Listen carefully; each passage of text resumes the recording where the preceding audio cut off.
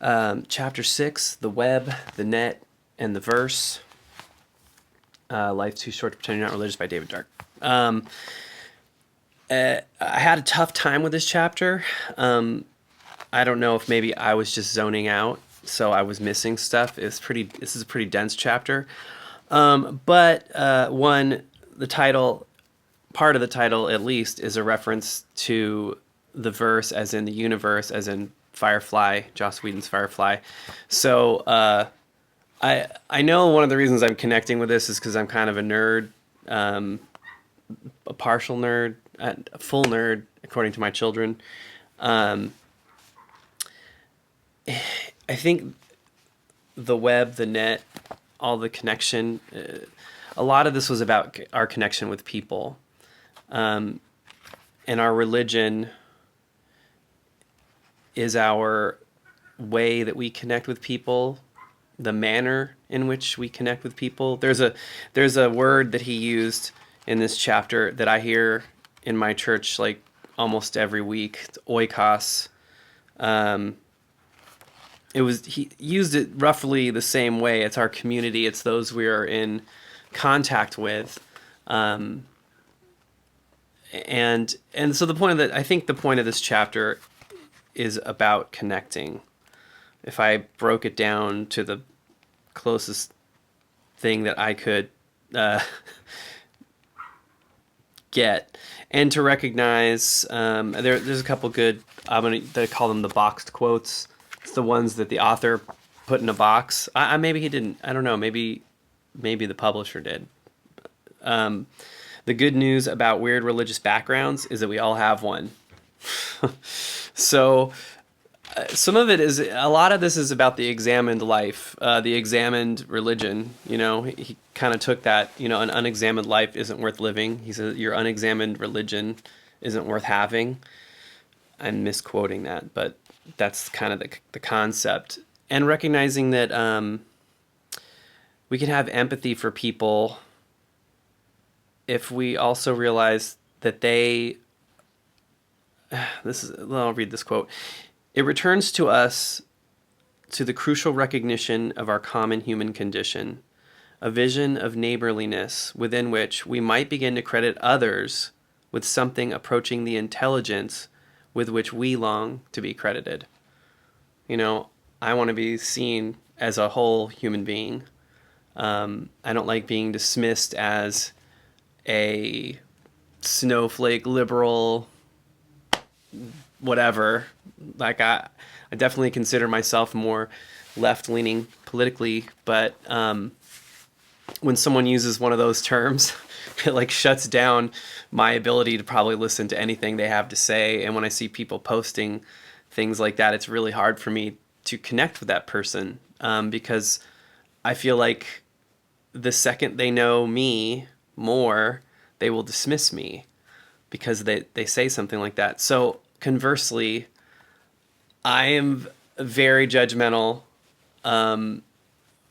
politically. Like if someone posts something about Donald Trump and it is like, how amazing he is and how he's owned the Democrats or whatever, my first instinct is like to shut that down and not hear what they're saying at all. And I have friends that would say, yes, that's the correct response. And I have other friends and family who that would be deeply hurtful.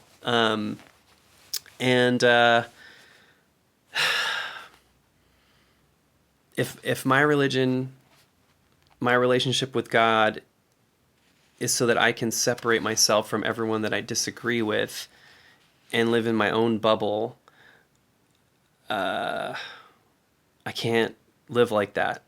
Most people can't live like that. I think we're finding that why does it bother us that we're separated from a lot of people? Why is that something that we can't abide? I hate this division. I think most people hate this division. I think most people hate the political division that's going on in our country. and I think the book might argue this is a spiritual division or a religious division or a I don't. I think the book is trying to argue anything politically. I'm placing meaning on this. The book was written. I think it was published. I don't know when it was written. It was published in, I think, 2016. So there was a lot going on in 2016 in our country. So maybe that's formed some of this. If anything, there were several quotes about when we oversimplify people, we dismiss them. We want to put people as you are a conservative, you're a Republican, you're a Democrat, you're a liberal, you're straight, you're gay, you're Baptist, you're Mormon, you're atheist, you're agnostic.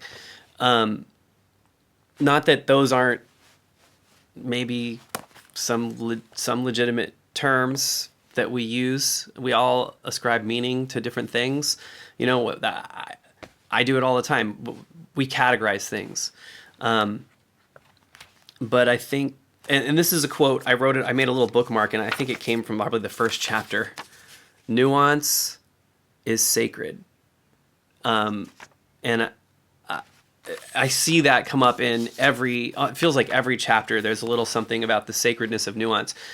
Basically, people are complicated. They're not just one thing. And those people that we maybe despise or hate, first, I should be looking at myself and why am I hating someone? If I believe God created everyone, they were created in God's image, that doesn't mean I have to tolerate or accept something that they're doing that's destructive or hurtful, but it does mean that I should be trying to understand that they are also a human who has many things. They were brought up with lots of different beliefs, and just as a kid in Pakistan was raised with a certain belief system and is making his or her or their world, understanding their world based on those things they learned. I am taking my world, growing up in many different Protestant churches over my life, and as a part of my family, and trying to synthesize that into how I am interacting and seeing the world now. And I think I see why, like I've said this, I think before, but the reason I love movies with redemption, and I love a bunch of different movies, some that are just horrible and have no redemptive quality whatsoever. I think the reason that those movies move me so much is because that is something I want to see in the world, that I want to see restoration and redemption between people. I want to see people, like the reason I cry when I see a former white supremacist being embraced by a black man in forgiveness, or vice versa, or whatever. When I see things like that, and the reason it just wrecks me is because that's something I want to see in the world, that I want to be a part of in the world. I want to be a part of those redemption stories. And I think a lot of times we feel like we can't be a part of those because we're just us. I'm not important. I'm not famous. I'm not an influencer. I'm not a, whatever. And it comes back to that word oikos. We do have influence in our circle of family and friends and neighbors and coworkers. We have an impact on those people. And I'm sure I've drifted far from what this chapter was initially about. But I think following David Dark on Twitter and his work, I don't think that bothers. I doubt that bothers him at all. I think he's about opening the conversation. So anyway, this book has really given me a lot to think about. And I do believe that an examined life is important, and an examined belief. The desire to connect with people is probably central to my reading of anything, the Bible, this book, playing Fortnite. Generally, I want to connect with people in some way. And when I'm not connecting with people, it feels lonely. It doesn't feel good, you know? So when I'm doing things that disconnect me from people, in relationships, like with my kids, like when I say something to my kids and then they shut down, or they get, they get angry. Yeah, I hate that, I know I can't please my children all the time, and I know that I'm the father, and I'm not going to always make friends. That's another chapter and another discussion. But anyway, the web, the verse, the web, the net, the verse. I guess we are in the web, the universe, and the verse, like poetry and writing and songs. Those things are things that connect us with many people. Poets help bring ideas that connect us, and disconnect us, I'm sure, too. But anyway, I have rambled long enough. I am enjoying this book, and if you're watching this and sharing this with me, I enjoy the conversation. If you have questions, or you're just reading along, or you're hearing something, feel free to share or reach out. Let's connect. Let's be connected. And that's it.